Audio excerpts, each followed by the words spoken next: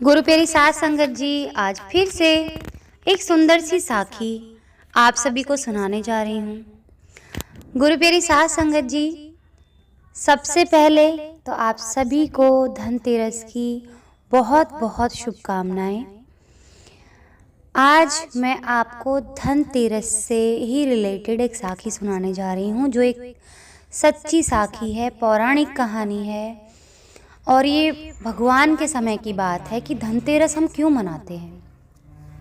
तो आइए गुरु प्यारी साध संगत जी, सुनते हैं ये सुंदर सी साखी जो हमें बताएगी कि हमें धनतेरस के त्यौहार को क्यों मनाना चाहिए और ये कैसे और कब से मनाया जाता है।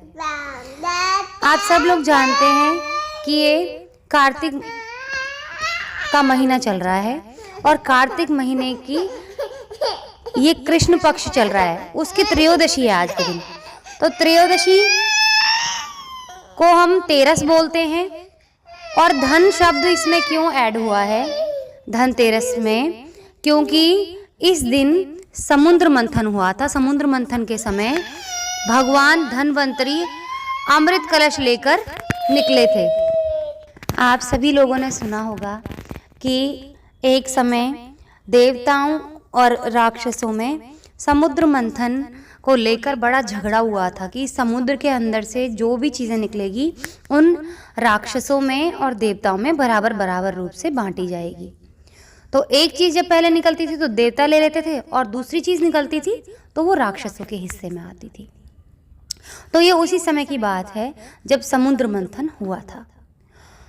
और समुद्र मंथन के समय पे भगवान विष्णु ने उनके अंश ने अवतार लिया था, जिनका नाम था धन्वंतरी। और धन्वंतरी जी को क्यों प्रकट किया था उन्होंने, क्यों अवतरित किया था, क्यों उनका जन्म हुआ धन्वंतरी जी का? क्योंकि आप सब लोग जानते हैं, हम सब कहते हैं कि पहला सुख निरोगी काया।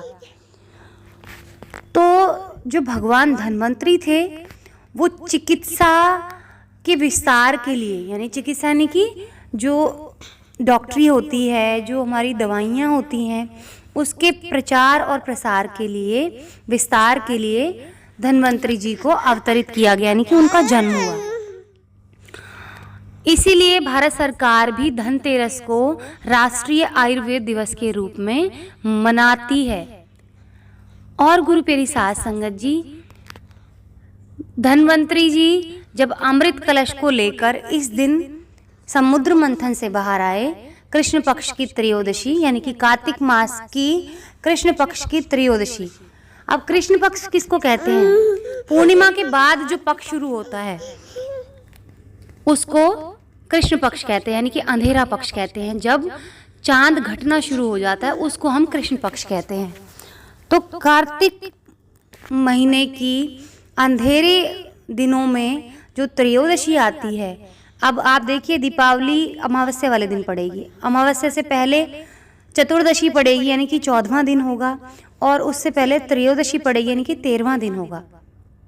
तो यही 13वां दिन जब धन्वंतरी जी अमृत कलश लेकर निकले थे तो उनके नाम से धन और इस दिन की तिथि को तेरस, दोनों को जोड़कर धनतेरस मनाया गया।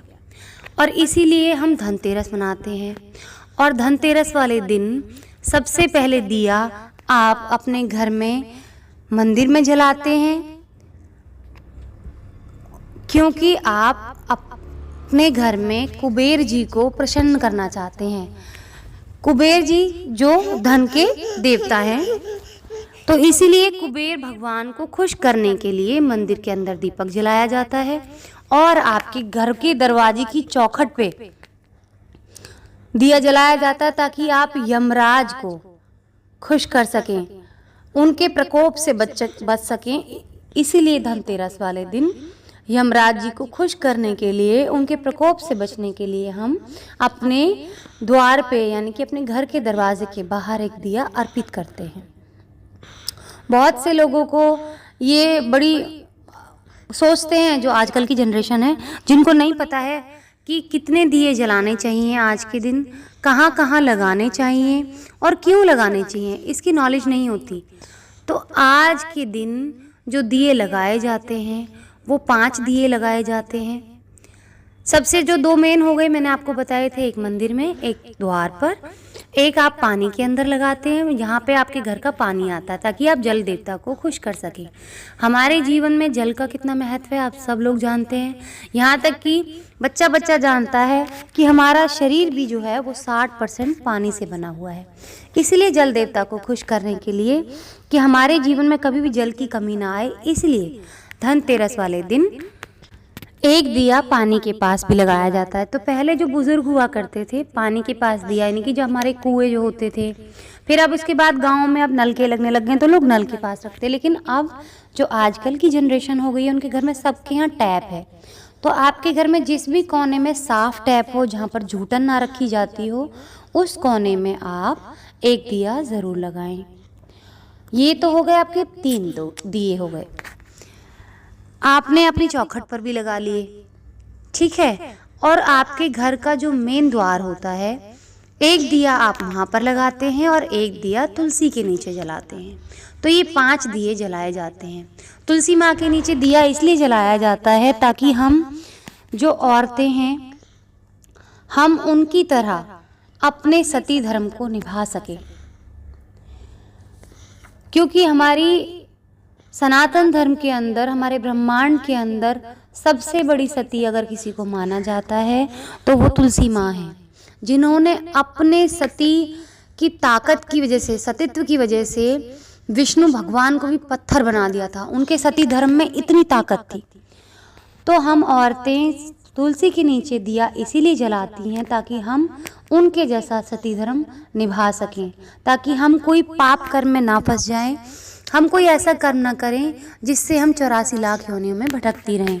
इसलिए हम औरतें तुलसी माता से प्रार्थना करती हैं कि हे माँ, हमें इतनी सद्बुद्धि दें कि हम आपके जैसा सती धर्म निभा सकें, हम अपने पथ से ना भटकें, अपने धर्म को निभा सकें। इसलिए ये 5 दिए हम अपने घर के अंदर जलाते हैं। और अपने घर की चौखट के बाहर जो मेन दरवाज़ा होता है, कमरे की चौखट के बाहर तो आपने लगा दिया यमराज को खुश करने के लिए, और जो आपके मेन घर के बाहर होता है वो आप इसलिए लगाते हैं कि आपके घर में स्वास्थ्य बना रहे, हर कोई स्वस्थ रहे। धनतेरस के जो देवता हैं धनवंतरी जी हमेशा हमारे घर के अंदर बने रहें। हमारे घर के किसी भी कोने में अस्वस्थता का कोई भी चीज़ रह ना जाए, कोई ऐसी चीज़ ना पनपे जिससे हमारे घर में अस्वस्थता फैले।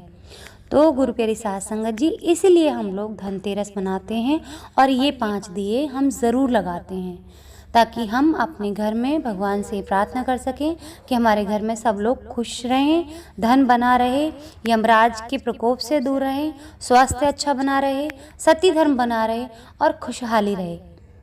यही चीज़ें जीवन के लिए सबसे ज़रूरी हैं। तो आइए गुरु प्यारी साध संगत जी, बड़े प्यार से आज धनतेरस मनाते हैं और भगवान से यही कामना करेंगे कि भगवान हमें सद्बुद्धि दें ताकि हम नेक राह पर चल सकें, इस संसार को भी सद्बुद्धि दें, फिर से एक बार सतयुग लौट आए, कोई बुरा कर्म करने वाला ना बचे, बुरा सोचने वाला ना बचे। आज इसी के साथ इस सुंदर सी साखी को यहीं समाप्त करना चाहूँगी। मिलती हूँ आपसे अपनी अगली वीडियो में नई साखी के साथ। तब तक के लिए खुश रहें, सुमिरन करते रहें, सच्ची सेवा करते रहें।